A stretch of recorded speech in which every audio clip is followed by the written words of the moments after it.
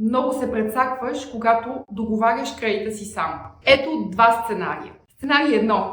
Взимаш си 2 дни отпуск, обикаляш банките съвсем сам, договаряш си оферти, но си объркан и нямаш никаква идея дали са добри. Чувал си, че другите ползват кредитни консултанти и решаваш да пробваш един дали може да ти помогне. Не може! Но не защото офертите са страхотни, а защото вече си в системата на банката и никой нищо не може да подобри за теб. Консултантът губи, защото няма да има възможност да ти помогне. Ти губиш, защото няма да получиш конкурентна оферта, а освен това ще вършиш цялата административна работа сам. Да не говорим, че може и да нямаш най-добрата оферта от пазара. Сценарий 2. Отиваш при консултант на време, в самото начало. Възлагаш му своя проект и той обикаля всички банки от твое име. Намира ти най-добрите оферти и ти ги връчва. Избираш си най-добрата, но решаваш да отидеш сам директно в банката, зад гърба на твоя консултант.